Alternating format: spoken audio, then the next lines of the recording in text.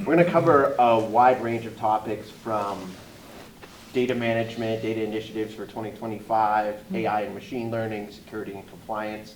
But we'll just, start right at the top here with Tracy. We're going to put the spotlight right back on you. Question number one. Trend in data management that you're most excited about for 2025, and the one caveat is you can't say AI. Okay, so because I can't say that, I'm going to say shared responsibility for data, and that's at the risk of sounding redundant from the earlier conversation. I think there's a growing understanding and a trend that if you don't have your house in order relative to data, you can't take advantage of the latest tools and technologies. That is definitely a trend at Metro, and I'm very excited to see that continue into next year. Excellent. And I'll piggyback onto that too, because there's linkage to what I'm going to pick as well. And I am going to say AI, but not in the context of that AI is there.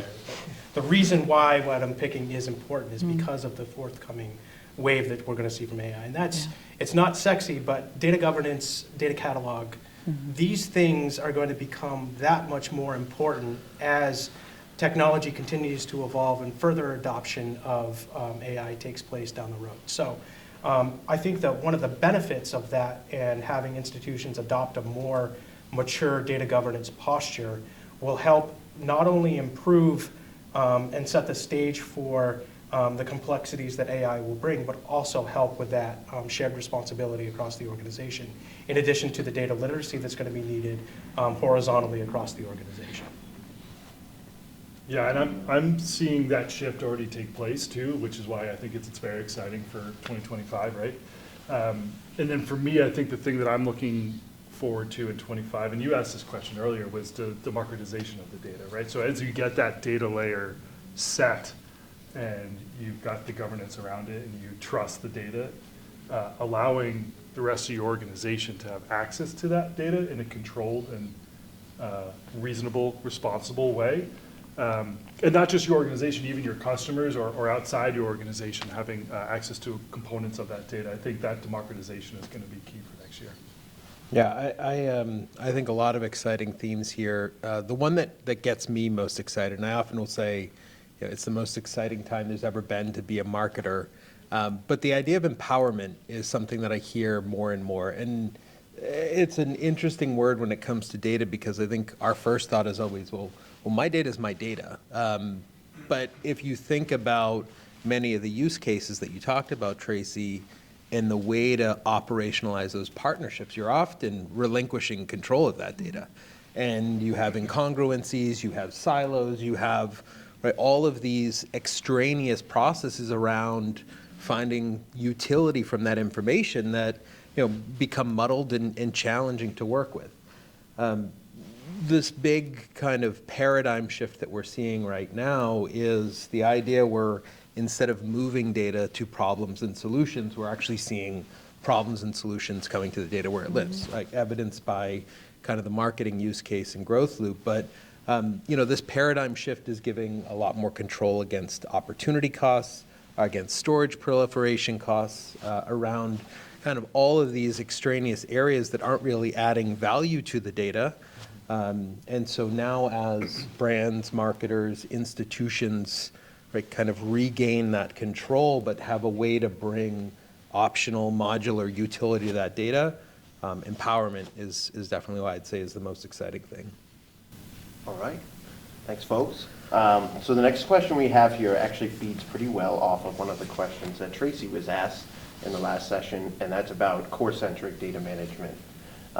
So the question itself is, discuss the primary challenges organizations face with a core-centric data management strategy, and how does leveraging Snowflake help to overcome that? And Greg, we're going to start with you this time. Yeah, I think the biggest challenge, in my experience and what I have seen, is creating that unified data layer above and beyond just the core data. And how do you actually create a plan for the organization and have the vision and the foresight and the tools and the technology to account for the continuous evolution and adoption of new technology products and services for your organization? Because I think all of you in the room can probably say that, well, you don't necessarily know that your tech stack will always grow. I would be willing to bet that you'll all say that you don't think that your tech stack will always stay stagnant. You will always have turnover and new technologies and pieces of information that are going to be part of your ecosystem that ultimately you're going to want to take advantage of. And do you have a plan, a roadmap, and the competency to be able to do that going forward? So having that foresight, having that vision, developing the competency and the muscles, those are the types of things that get in the way of an institution who is primarily oriented around their data strategy being centrally located in the core. All right. Eddie? You know, just to build on that, obviously, foundation, is something that we'll continue to talk about here. But one of the things that obviously came up thematically this morning is that core can mean more than the core operations to those who have historically identified with it. We talk a lot about the repeated unlock of new utility. You think about, in a global way, all of the different constituencies, in and around a bank or credit union that can benefit from core data just through having better access and leverageability from it through, the notion of democratization.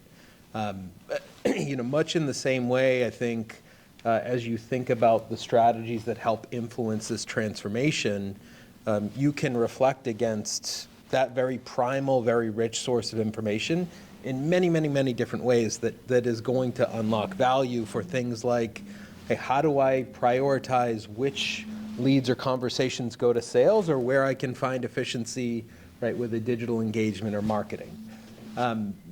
Marketing and advertising is obviously a space near and dear to me, but it's truly a microcosm of the business.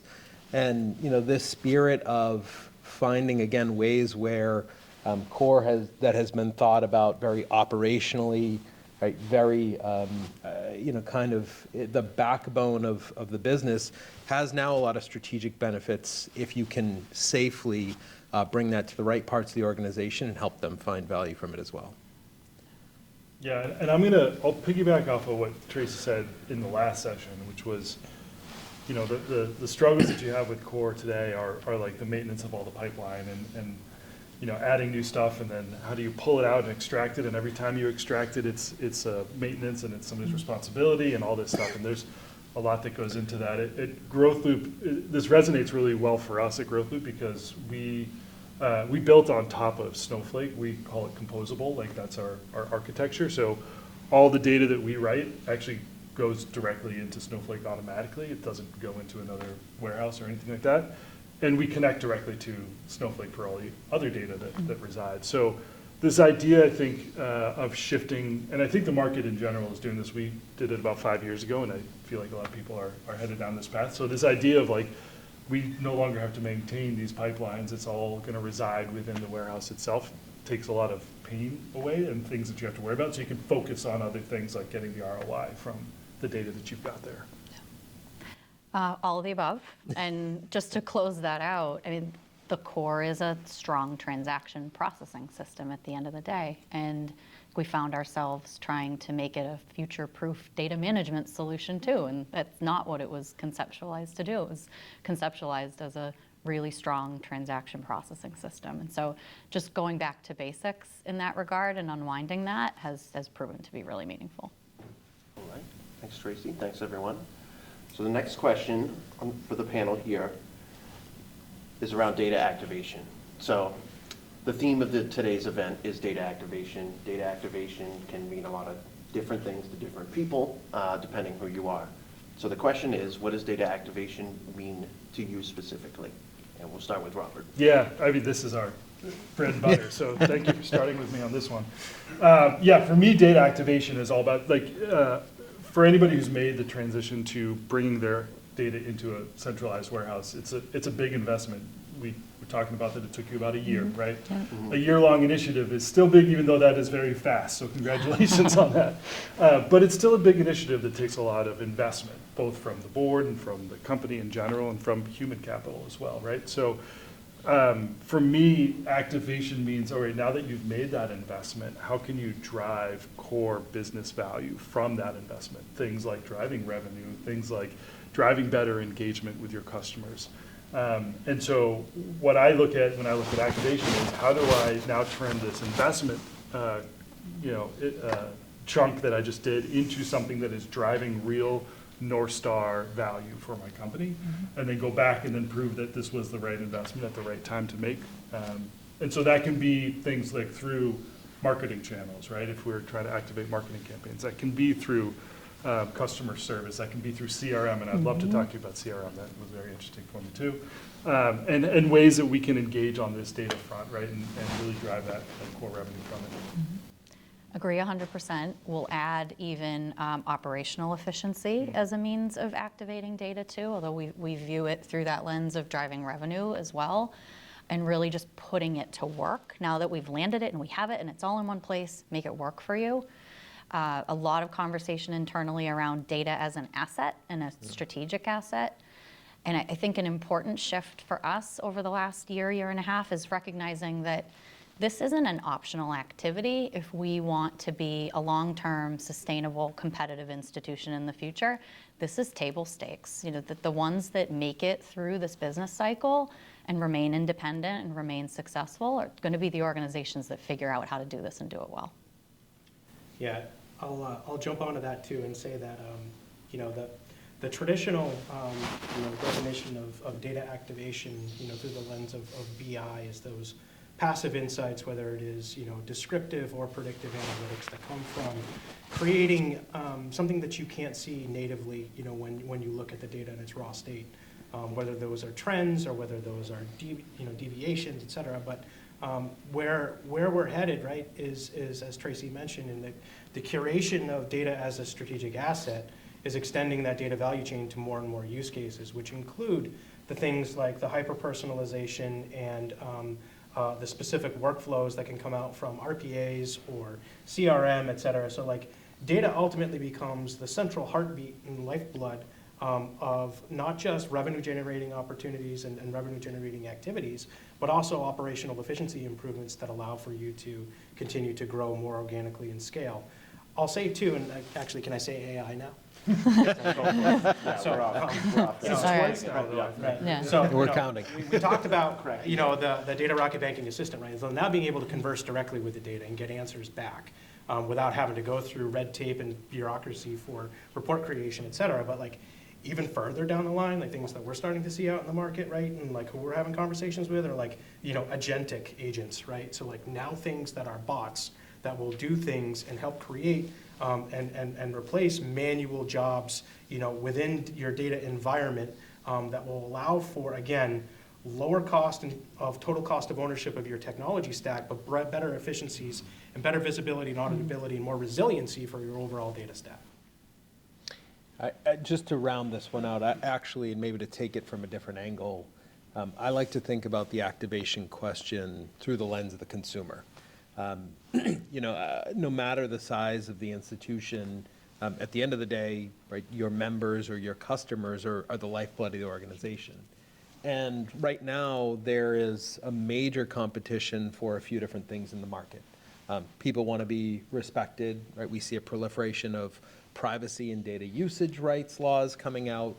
This balance between personalization and privacy or creepiness, as some would have it, is definitely playing out, right? So you think about the utility of data from activation perspective that way.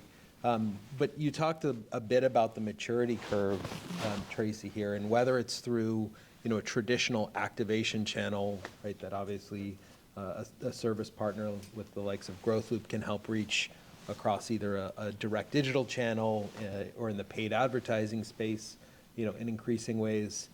It's this desire to take the utility of data and move it from observational to analytical to then prescriptive or even anticipatory.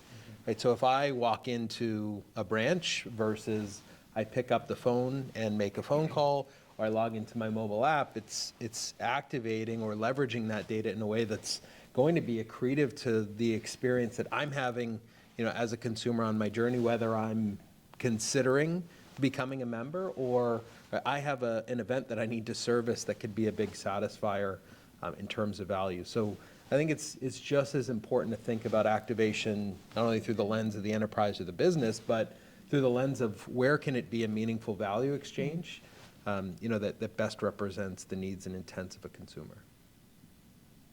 All right, awesome, great answers. Thank you to the panel. So switching gears a little bit here with the next topic, we're going to go into security a little bit here. So obviously the conversations we're having around data are specific to financial services. So financial services, highly competitive market, rapidly changing. However, they also do have to deal with a very high level of regulations for security and compliance. Nobody would argue that the guardrails that financial services has to operate in when it comes to data are far more strict and narrow than really any other vertical out there. So the question is specifically, how are you seeing financial institutions succeed when it comes to innovation, rapid rollout, while also dealing with such a highly regulated environment when it comes to security and compliance? And Eddie, we'll start with you. Yeah, I love this question based on where I came from, because to take a campaign to market, despite the size and the resource of a top 5 bank, it could still be 8, 12, 15 weeks. By the time that you went from this very creative and earth-changing idea to something that was actually qualified and reach a customer. And look, time matters when it comes to signal and relevance here. One of the conversations that I have most often at Snowflake is our Horizon framework. Horizon is a collection of services that are data privacy, security, compliance, interoperability, and access. And while that's a mouthful, in practical terms, what that helps is something like, hey, I want to accelerate my time to market in a zero trust way. Let's take a marketing campaign, for example. But how can I allow a front-end marketer, right, or a front-end member of my team to discover an audience, to activate some type of messaging, but not let them use age, race, religion, or gender in a credit campaign, right? So, FCRA, from that perspective, can be pre-contemplated and solved for, such that the data set that makes its way to activation is already secured. Privacy, another great example that we see 20 states right now with their own form of privacy rules, laws, and regs. Right, those that operate throughout New England are going to say, well, what's Maine doing versus Vermont, New Hampshire, Massachusetts? Right, how can I establish and institutionalize each of the different nuances of those bills so that as data gets down for any of the use cases, I'm pre-governed from a position of leverage. So we'll see that theme and trend continue, but those are just a couple of ways where it comes across my desk. I love that concept of baking the controls in up front to eliminate or reduce the need to have steps for those internal controls throughout the process and speeding that time.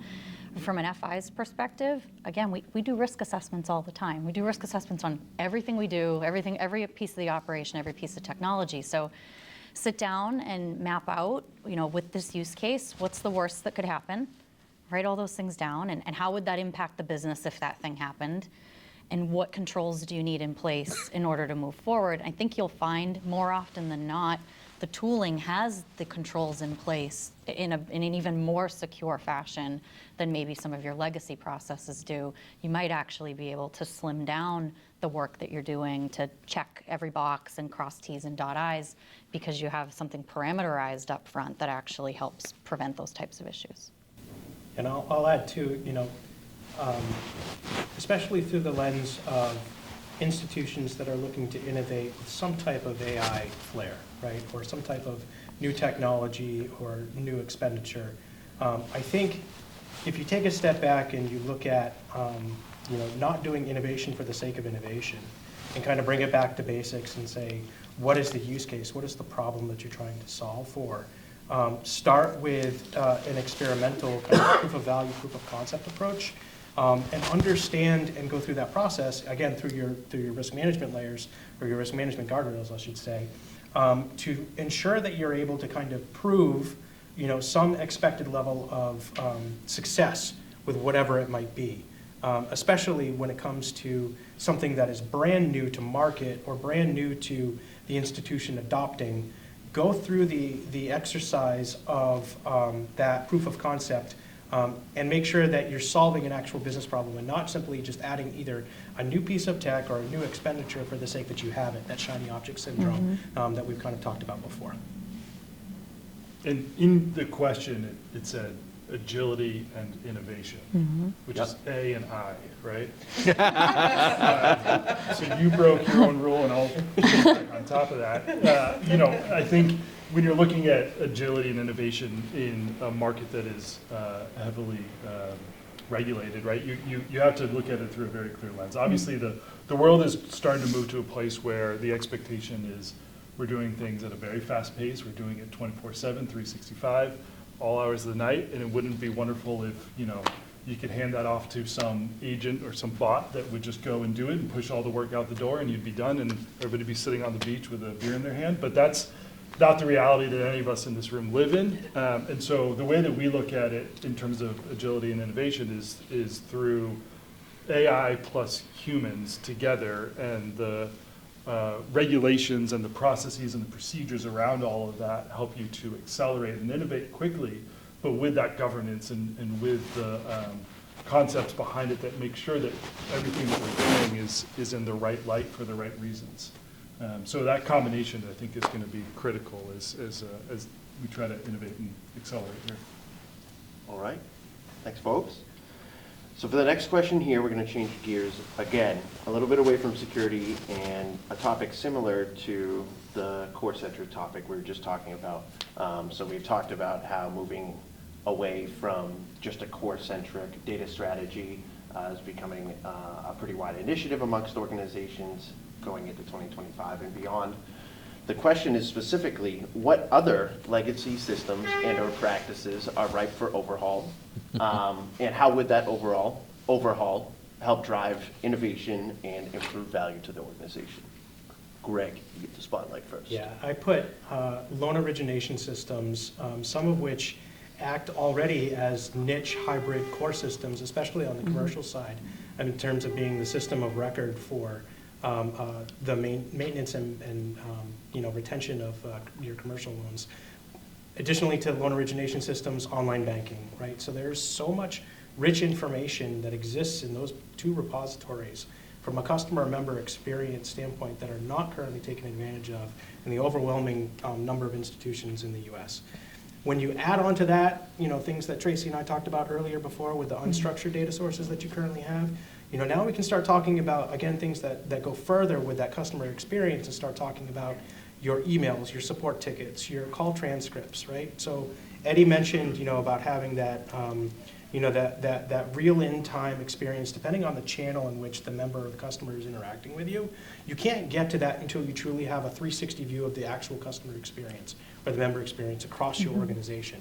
Now, harnessing all of those touch points is going to be really difficult, but that should be really the end state, is understanding exactly what's happening across your enterprise from a customer or member experience standpoint. Now, thankfully, with the improvements in the technology and LLMs and all of these things, we're closer to that. I actually saw at the AWS Summit in New York earlier this year the Rocket Mortgage use case for what they built, by harnessing all of their interaction data across all of their channels, all of their phone systems, so that they could actually start to really dive into the most predominant ways in which their individual customers were using and asking questions or needing support, and how their reps and their agents were responding to them, and doing a whole exercise about kind of tagging and categorizing all of this information so that they can build their own machine learning model to sit on top of it. So again, the capability is there, the technology is there, we just need to move forward with it. Building off of that unstructured data use case, I mean, we've spent years going paperless, but what we've really done is turn the piece of paper into a PDF and created a whole lot of bloat around storage and maintenance of all of that information, but not actually having it be useful. And so we have a large indirect lending business. We have hundreds of packages coming in daily from dealerships around Massachusetts and New Hampshire. I still have a human being that has to sit and review that 40-page package and make sure that the information in that package ties to the LOS, which ties to the core at a roundabout number of 45 minutes to an hour per loan. I dream of the day that that package is automatically ingested and converted into actual data, and we can very quickly understand whether the data in the package matches those two key systems. And maybe there are just 2 or 3 fields that get highlighted for human review at the end of that process, and we shrink that down to a 5-minute per loan review. So I think this has a lot of legs when you start getting into the agentic workflows and processes that drive efficiency as a different means of activating data. Yeah, and then I think the one that I picked was a little bit more specific to my industry that I'm in, but it's the CDP, the customer data profile. And you were just talking about how you want that C360, that customer 360 view. And what we're seeing is so many companies that they're building this customer 360 view, and then they're shipping all that data that they just put together out to another system. And it's just kind of mind-boggling that you're like, you spent all this time building it, and now you're just going to kick it off to some black box that you have no idea what's happening and how the data is being transformed or modeled in specific ways, and how it's getting leveraged, and then the data gets written back and all that. So it seems like a crazy a movement of data when all this work has been done up front. So for me, I think the thing that's ripe and what we're trying to do and disrupt is kind of that legacy black box CDP environment. Yeah, just on that, because I see this quite a bit as well, much in the way that I think some could fall into, I won't say a trap, but an opportunistic future of trying to take core and stretch it beyond what it was intended to do.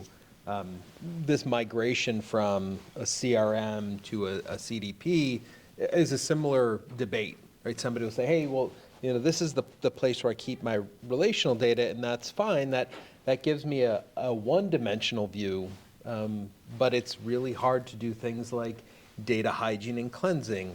That's really hard to do things like data enrichment, to bring in second and third party sources of additional information, right, that can help give a more robust view of, say, demographics or needs in a certain geography. So without going and kind of belaboring the point, again, this customer 360 foundation, not only important in adding relationships to all the corollary data that represent a real relationship, not just the ways to engage and interact with a person, but also become a really fertile ground as well for things like prospecting and new business development.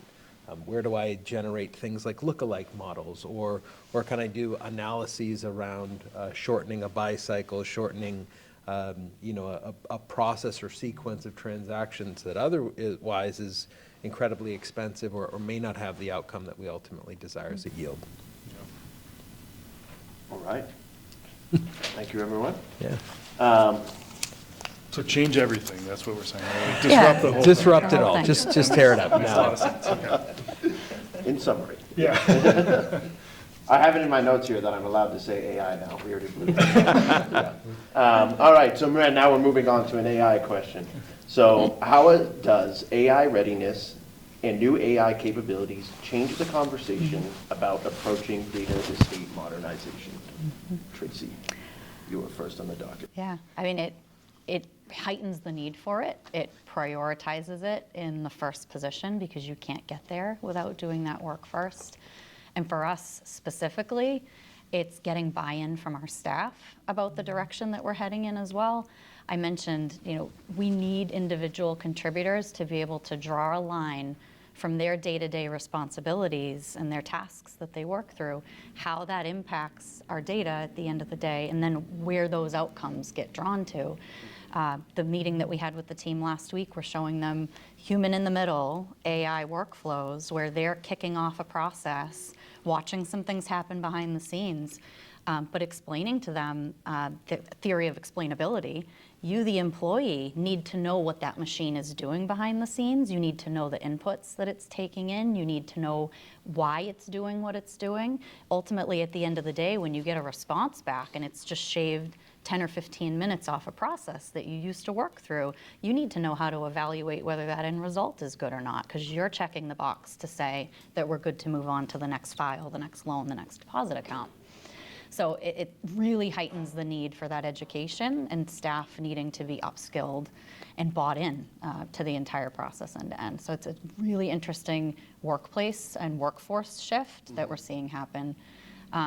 But and thankfully, we're seeing a lot of our newer employees really embracing it. They're going to be the champions that help us get inroads with employees who have been with us for a longer period of time. I think I was next in this. And I'm actually going to shift my answer just slightly because I wholeheartedly agree with you, and then I spoke about AI plus humans earlier, so I won't go any further to that. But I think the thing I will say, that like you have to have an AI strategy in place because your newer employees are going to use AI anyway, and then that becomes more dangerous. If they're using AI without the controls of what you've said in your strategy as a company, they're going to go off and do it however the heck they want, and then they're going to get hallucinations that are not going to match with what you want to have accomplished. So you really do need to focus in on making sure that you've got the framework, even if you're not leveraging it yet, like you said, Tracy, earlier, you've already developed kind of your standardization around AI. Yeah, there's a policy. There's policies, Yeah. which is great. Having that, even if you're not leveraging it as a company, I think is critical because, again, it will be used if you don't have those policies already in place. And you want to have a little bit more control over it. And then I would say, we are, GrowthLoop is an agentic AI company. That's what our forefront is. However, we're never fully activating anything without human interaction and human touch and human review so that we maintain that governance around it. Just quickly there, we have a saying at Snowflake that there is no AI strategy without a data strategy. Not lost on us, there's a whole kind of curve here around resource and talent, right, to unlock the power of AI. But there are plenty of ways to access, AI that start with a strong data strategy that don't need a team and a staff of data scientists, right, machine learning engineers. Just quickly, if you think about the ingredients, right, that really support AI, and again, I'll use it through the marketing lens. When you think about personalization, when you think about privacy, when you think about the raw ingredients of a predictive model, they all come back to this idea of a firm and harmonized foundation of customer data, right? Unifying and centralizing where that information lives. Where I'm really excited about, kind of the pathway and the technology for AI is whether you utilize, feature functionality like Snowpark to containerize and build your own models that can be deployed, right? Whether you utilize kind of the domain expertise of a CDP partner, right, and Marv and the ability to build audiences, right, for people who think all day long about how to find and discover audiences, right? You use a services partner that says, hey, I've got this need, but I don't have the staff, build out this rocket engine for me here. There is a continuum of AI for everyone. But again, no matter the sophistication or the size, the get started moment, as some of the questions were at this table earlier, was get that foundation in order. Mm-hmm. And I think having that optionality isn't something that we've seen, in all of my years, in tech, to the place and point that the way that you lean into and develop and evolve the use of AI beyond kind of the organizational control characteristics that we talked about here, can be arbitrated in that moment based on, where the cost and the anticipated return meets really the sophistication that's needed. Yeah, and just to restate the question, right? Like, how does AI change the approach and preparedness that an institution needs to take relative to their data modernization efforts? I think I go back to, at the risk of going too far into the weeds, my first answer to the first question, right, is that having what should now be thought of more or have a more prominent role in this approach is your data governance posture, right, and how you're understanding and creating the literacy across the organization for your data and wrapping your arms around it, right? So to go a little bit further too, right, so now we're going to be talking about a whole new change in lexicon and vernacular for the data practitioners themselves in terms of understanding things like taxonomies and ontologies, et cetera. So I won't go down that rabbit hole, but I do think that more specific and maybe one of the byproducts and helpful components of the whole AI hype over the last year and a half is that it should hopefully open doors to have easier conversations between data leaders and executives for adopting the modern data estate in order to take advantage of these tools. So like hopefully this is the entryway for you folks and for others to be able to move the needle and start to, again, think about data a little bit differently.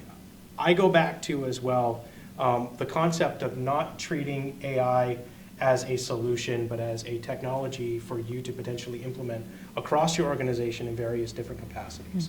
Because ultimately, you're not going to be able to SaaS your way or software as a service your way out of the AI's dilemma. You're going to need to be able to, or you're going to want to be able to develop a competency and emotion around it yourselves so that you create your own sovereignty going forward. Next question here, this is going to be Snowflake specific. So obviously in the room today, we have a mix of Snowflake customers, some Snowflake prospects, and even organizations that interact with Snowflake but not necessarily directly. Yeah, like that maybe. The question specifically is, what is your advice for making the most of Snowflake? What do you believe is the most underused capability? Essentially, what do you wish people knew about Snowflake that you feel like not everybody does? And we're going to start with you, Eddie. Yeah, so this one's easy to say, but it'll probably only resonate with half of the room, so I'll clean it up in a minute. But if you haven't started already, it's remarkably and incredibly easy to get started. Tracy said it far better than I will, but finding a place of real and material value and actually taking that step forward is so incredibly easy, but also very important. We often say, don't let perfect be the enemy of the good, or don't spend too much time admiring a problem or it'll get bigger. Whatever the adage or the saying is there, there are sometimes cases and places where you'll say, well, is this a build and or is this a buy? And it's a real perseverating kind of predictor of the decision. On Snowflake, it can be both or either, and sometimes simultaneously. But the beauty of the platform is the data is going to be the underpinning foundation of value that can be unlocked by a build, by a buy, by a partner. It's really about taking that step to get started, right, in partnership with a use case that's going to deliver value, knowing full well that that investment up front, right, of time, energy, and focus, is going to make the next step of the journey valuable, impactful, right, but a lot shorter as well. So, that's the starting piece. As it relates to AI, for those that are leaned in and more mature, Greg, I loved how you mentioned earlier. One of the amazing things about Snowflake is, by and large, the value is created when data stays in the platform and is continued to be unlocked. One of our biggest areas of development right now is partnering with the biggest, the best, and the brightest when it comes to LLMs. And so having the ability to say, I don't need to move my data out of the platform where it could potentially train a model that could be used against me competitively, or represent a vulnerability from a compliance and security vantage. Leaning into Cortex there and finding that optionality, the right blend of cost and performance, is truly a differentiated feature. I can't tell you the number of partner models that we support right now natively on platform, because it seems like it grows weekly. But having that library there, kind of with the operational optionality, truly something special. Yeah, and I wholeheartedly agree with everything you just said, especially the beginning part where you said, start fast but small. And I think that's something that Snowflake unlocks, is the ability to move very fast, but you can do it with a very small use case. I think one of my favorite quotes, since we've been talking about the Customer 360, one of my favorite quotes is from a customer of ours, the Kansas City Royals. And the CTO at the Royals, Brian Himstead, says all the time, I don't have a Customer 360, I've got a Customer 72. And that Customer 72 works perfectly for me, right? And it's just because like that theory of just start somewhere, start fast, but start somewhere, and then you can layer on top of that from there. But you got to get to that realization that ROI as quickly as possible, and then you'll start to really unlock a lot more use cases and a lot more optionality from there. For us, we're still young in this journey. We're still very early on. So I think there's a lot in Snowflake that's underutilized with respect to Metro.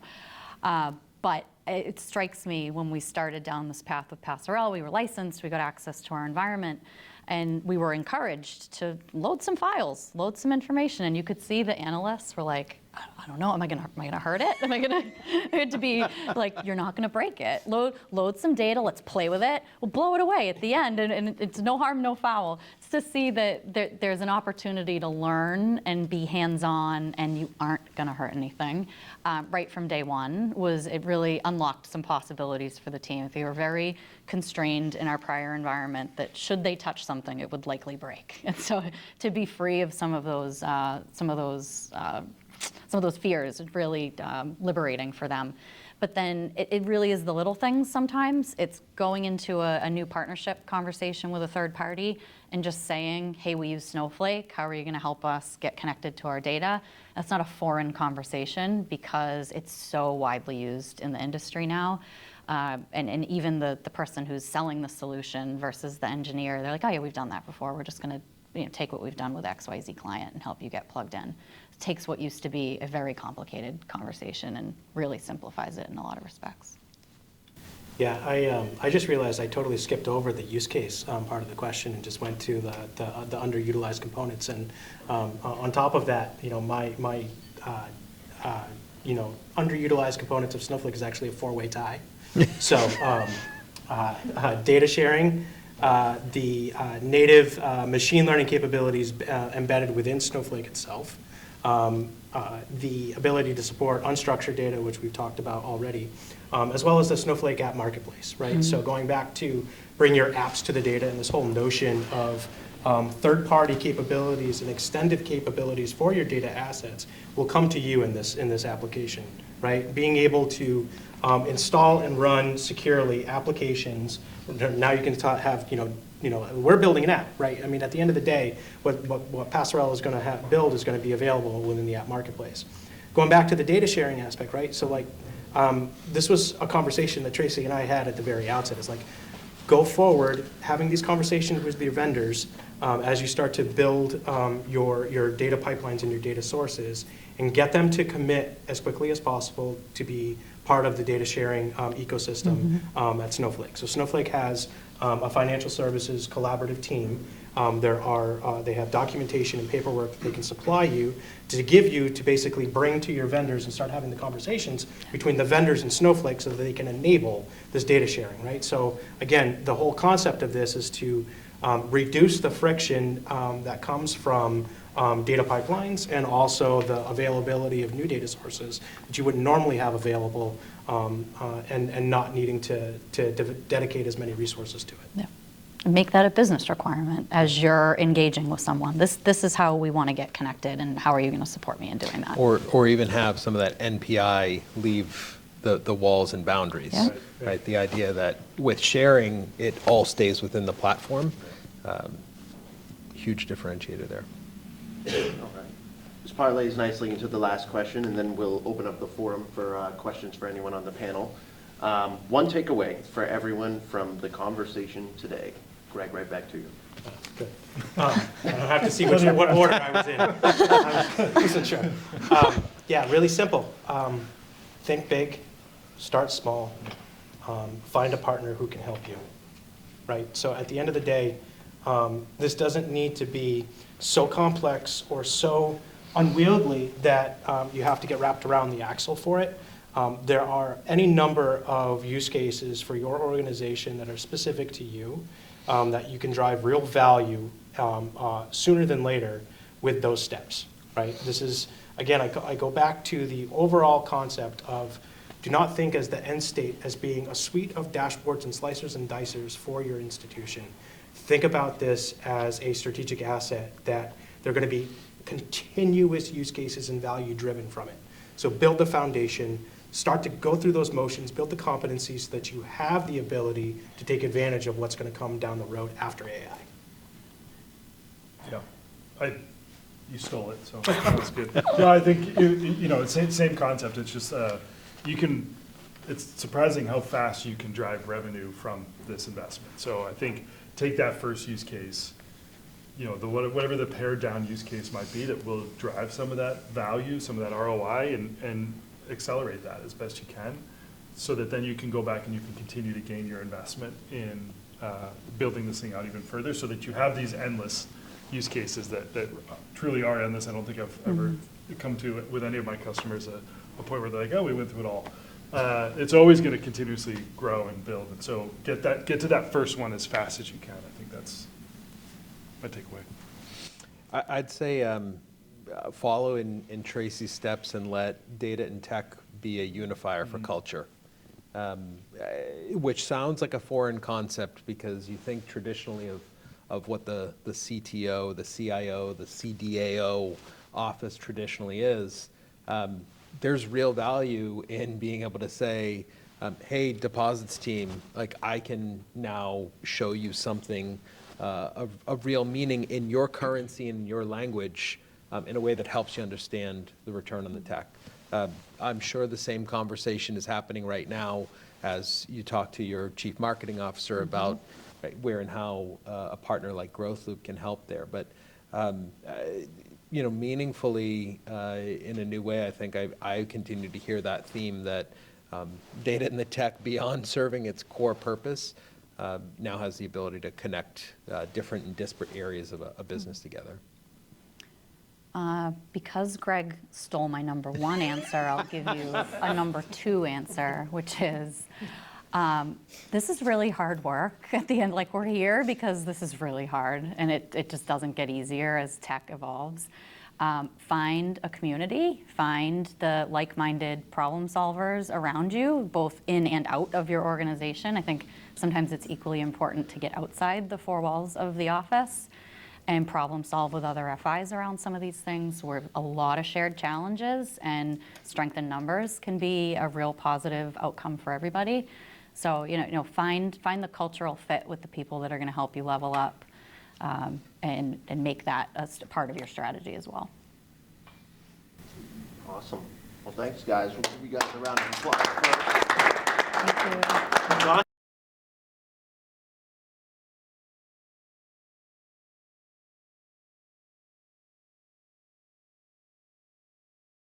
Our entire name, GrowthLoop, is exactly that. It's meant to be a loop. So what we do is we take your data, we allow your marketers to segment it, right? So they can build an audience that makes the most sense for whatever kind of marketing campaign they're trying to accomplish. Ultimately, it's going to make its way to a destination like an ad platform like a Facebook, right? If you're trying to engage with Facebook users. And then what happens from there is, you're going to get engagement data that builds in Facebook, and we help to ingest that back into Snowflake. So then we can run models on top of that and analyze and optimize so that we're hitting the right audience at the right time with the right messaging. So it allows you to kind of hyper segment and personalize all of your marketing outreach. And so you can go to a CRM, you can go to an ESP, an email service provider, you can go to an ads platform, you can hit them with SMS, text, whatever. Yeah, you can have integration to your public website. So think of similar type of integrations to your channels, right? That a tool that you used to do that you no longer use today. Yeah. But it actually sits, this UI layer sits on top of Snowflake. So your marketers are actually querying and creating the audience native. That's the composable component in Snowflake, and you're not having to push lists or audiences out to each individual channel. You build those audience syncs, and it only sends the data that it needs back and forth. You can hold control groups back, for each individual campaign, and then you get those full attribution reporting on the other side. Cool. If I could, just one thing here that may be relevant to the room, based on conversations and observations. I think obviously, the owned channels that you have, whether it's a mobile app, whether it's on-site messaging, whether it's your owned and operated footprint, I think is where many regionals go. Right? We know the space, we know the consumer, it fits the experience well.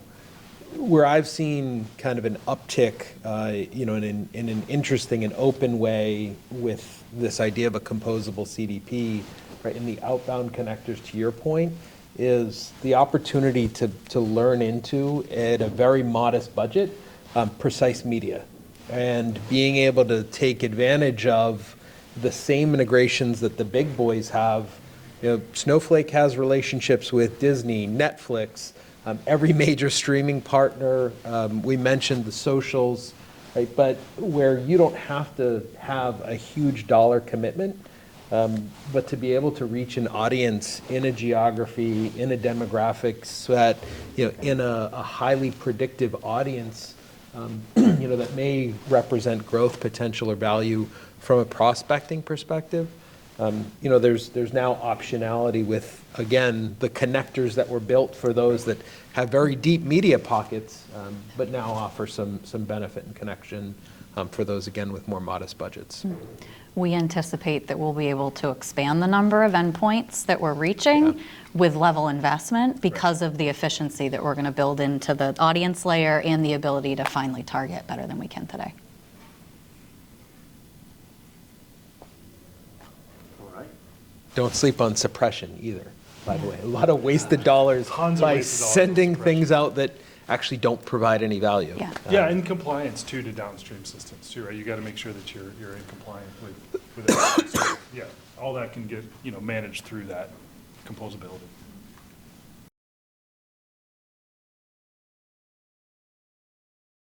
An easy place to start, both from quality of information as well as just kind of a mental resonance in the eyes of a compliance officer is Snowflake Horizon. And I rattled off the 5 components of the framework quickly, but digging deeper into security, well, that's role-based access control. That's columnar, that's row level, that's even field level precision on, the idea of who can have access to something. Much in the same way, we think about, data usage or policy-based compliance.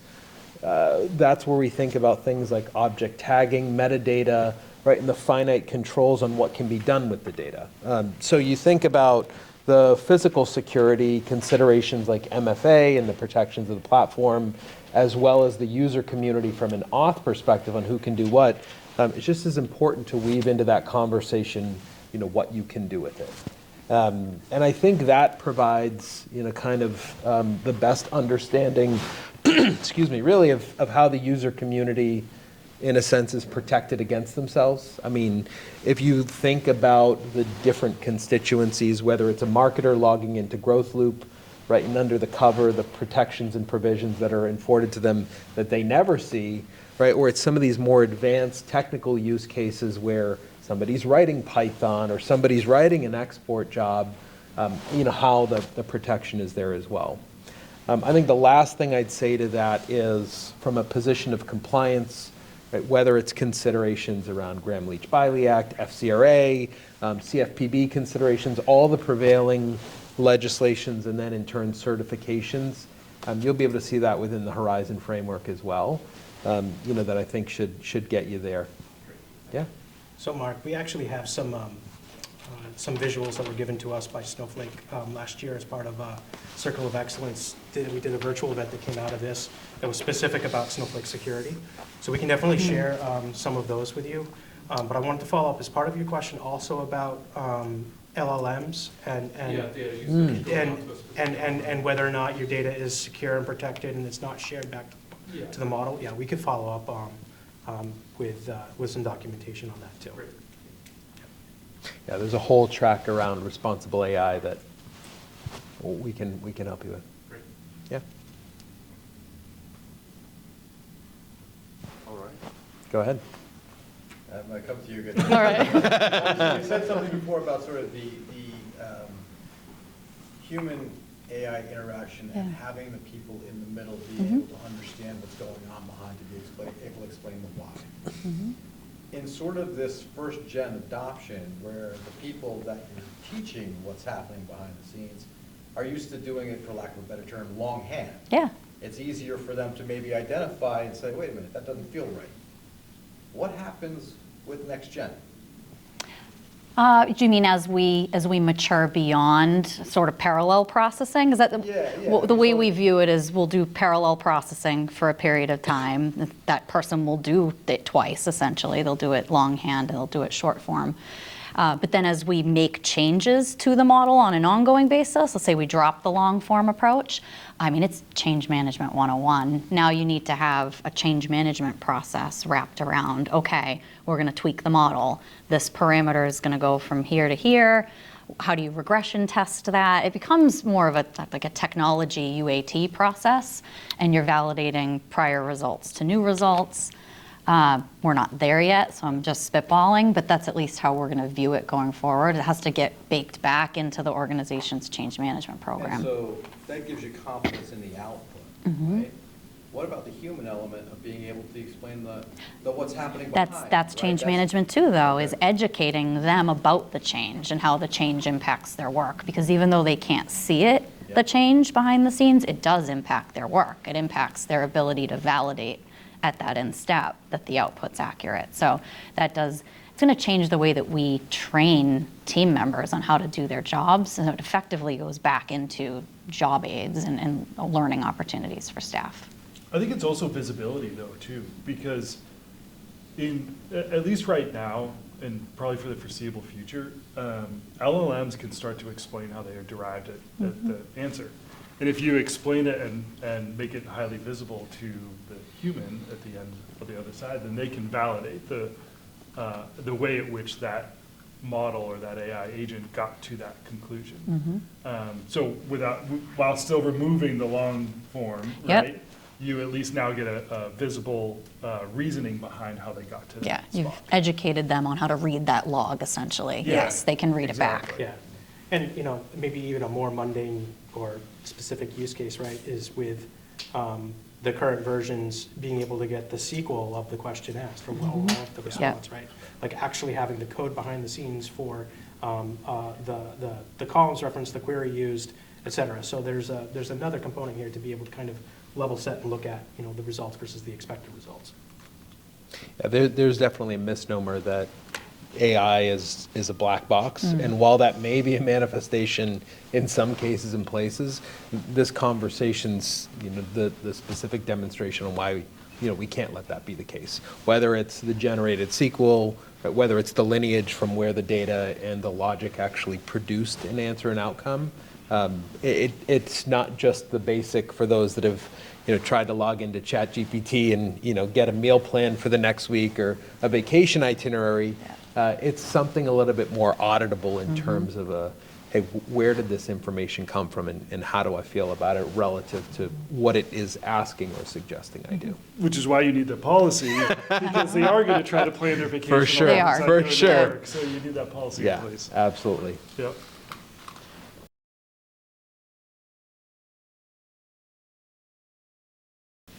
So how do you think you're going to get the regulators' heads around this? Because, right now we have model validation we have to do independently on our ALM. Now it's CECL.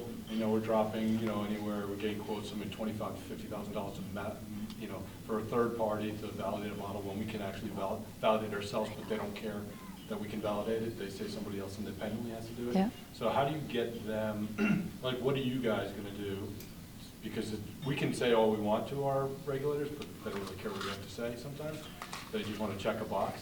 So how do you think we're going to be able to change the mindset and educate from a regulatory compliance perspective so that we do these models, we don't have to then hire somebody to validate the models we're doing to say they're okay? Can I go in like a really far spectrum and then you guys bring Go it for back it. down to life Yeah. for me?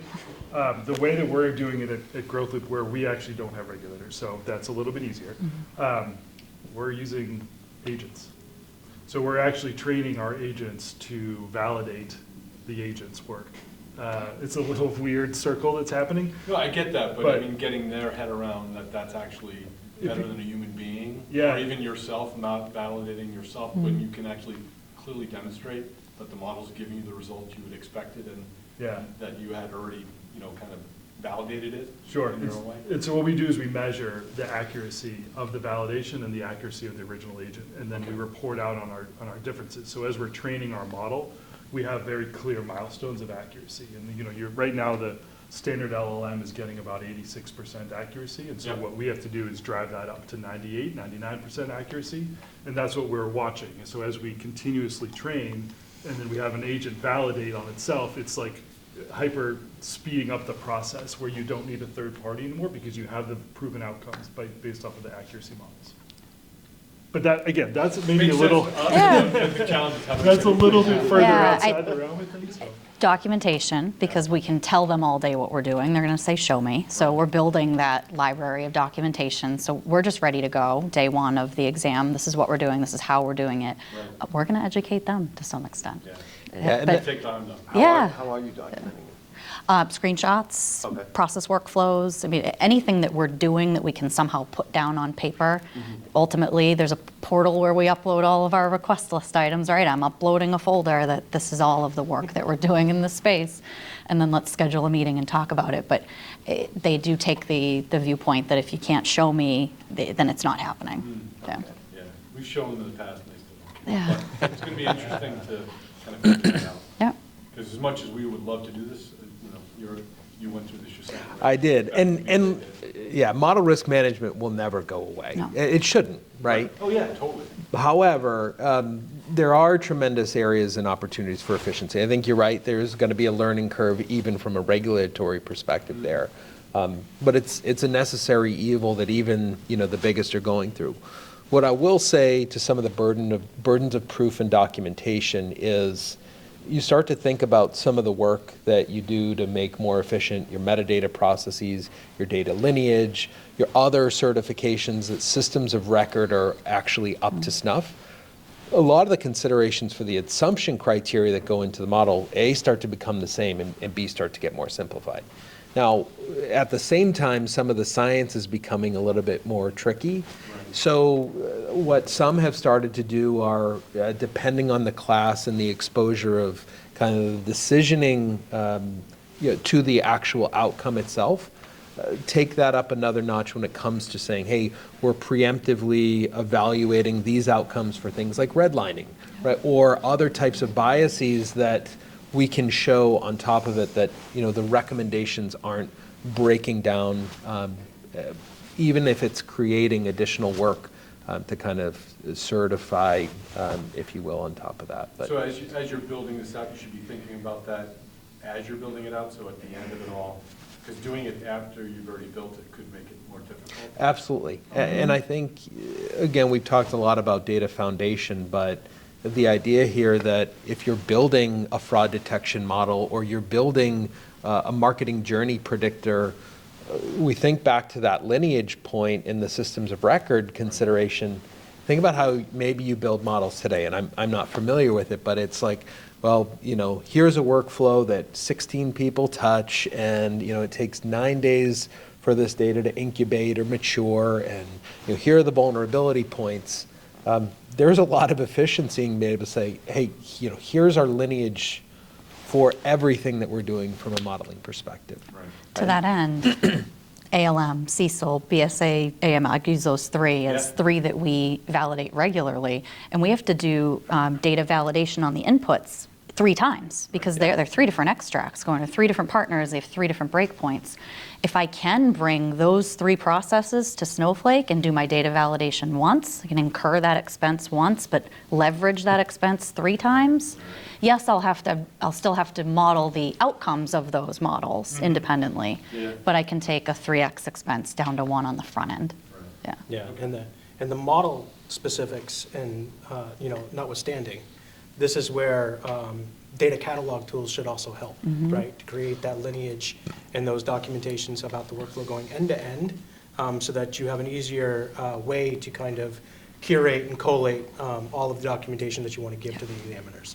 So again, kind of the evolution and the maturity kind of up the curve, like these tools will also help with, benefiting you from a posture standpoint.